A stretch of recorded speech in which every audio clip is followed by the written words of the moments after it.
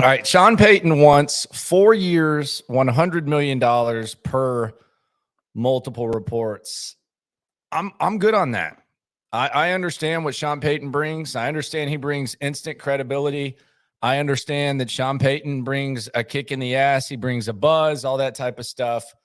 But I'm good on that. 4 years, $100 million at the age of 59 comes across as a big money grab.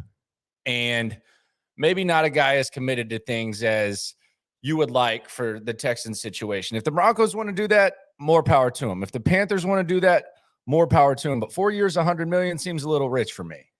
I mean, I'm not going to flip the table over if Sean Payton comes in, but 4 years, 100 and draft compensation, I'm good on that. And you keep hearing, the leverage about, maybe I'll go back to Fox. First of all, Sean Payton doesn't want to be at Fox. I think he wants to coach, although it could just be a money brag type of thing. But you remember when John Gruden was always linked to all these jobs and it was, I love my job at ESPN. I'm doing my thing, blah, blah, blah.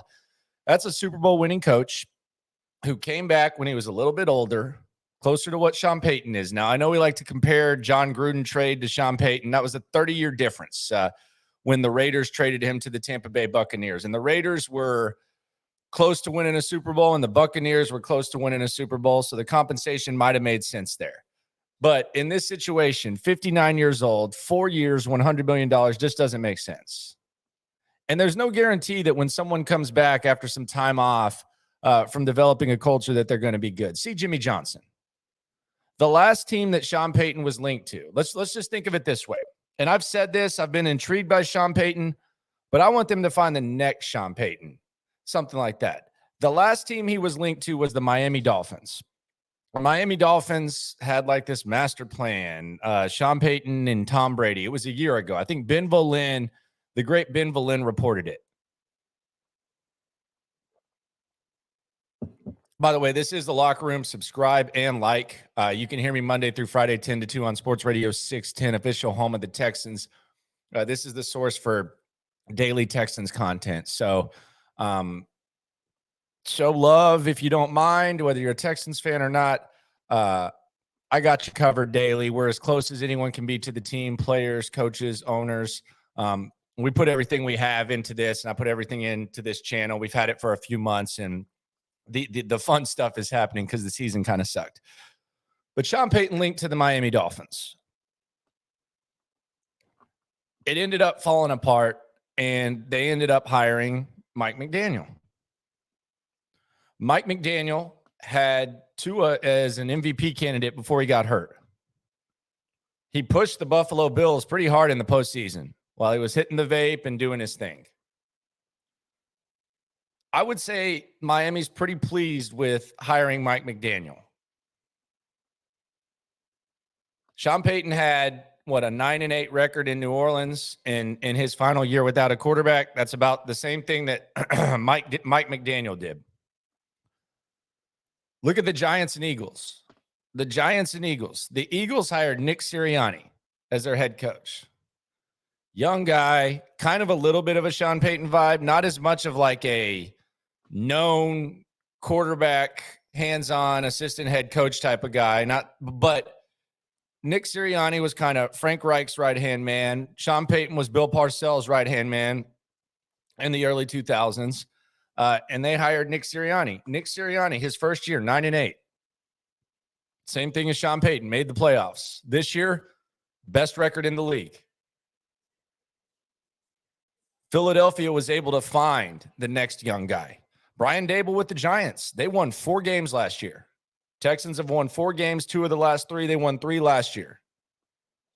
Brian Daboll comes in. He works with Daniel Jones. He hires the right guys. He hires Mike Kafka. He hires Wink Martindale.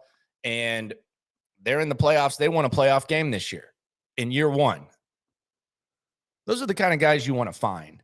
And those are the kind of guys that it looks like could be on this list if you look at everyone except Sean Payton. You talk about culture, you talk about flipping things, you give Sean Payton the benefit of the doubt. Yeah, for sure. He's got the better resume. He's more proven. He's also had a chance to prove himself. Some of these guys, whether it's one of the Eagles coordinators, whether it's Brown, whether it's Evero, whether it's Kafka, who, by the way, Mike Kafka is going to interview on Sunday. I got a strong suspicion that Nick Caserio is going to love him some Mike Kafka, and there's a lot to love there. So we got D-Day tomorrow. We got DeMeco Ryans tomorrow. We got Mike Kafka getting interviewed on Sunday. But these are the guys. Like, do you think the Giants or Eagles would trade their coach straight up right now for Sean Payton? The answer is no. You don't know how long Sean Payton's in for this.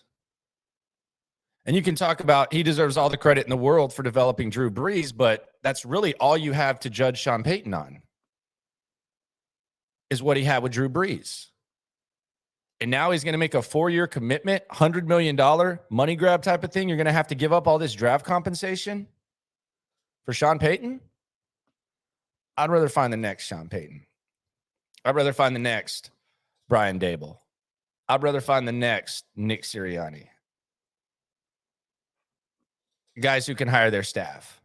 You know, we're hearing about Sean Payton wanting to hire Mike Zimmer or Vic Fangio or something like that. Okay. Nick Sirianni in 2 years already has 2 coordinators that other teams are interviewing for gigs. Brian Daboll has the same thing in 1. Let's get a pipeline going. Let's get something new going.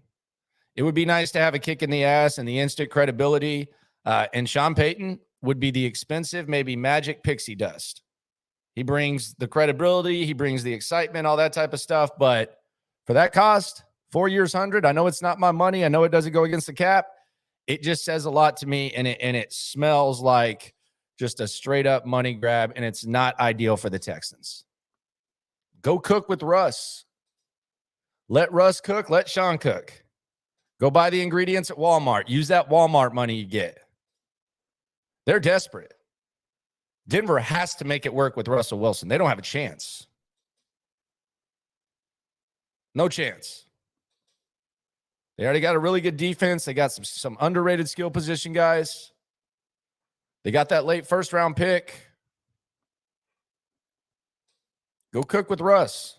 Use that Walmart bread. Go to Carolina. Go talk to Dave Tepper. It's an easy division, right? Go win that. Arizona, I don't know what Arizona's thinking. They just hired Monty Austin for it. Maybe go to Arizona. But 4 years, $100 million, draft compensation, nah. I want to find the next Sean Payton.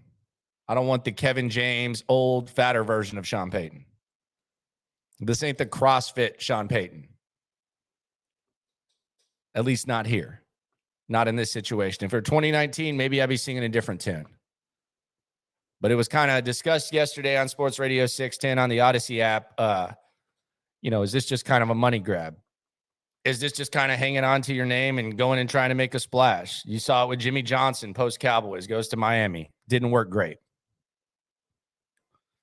John Gruden goes back with the Raiders. Didn't work great. Sean Payton, whether he wants to be here or not, there's the talk with the Cowherd clip that he does. 4 years, $100. I'm good on that. Take me to D-Day tomorrow with DeMeco. Let me talk to Kafka on Sunday.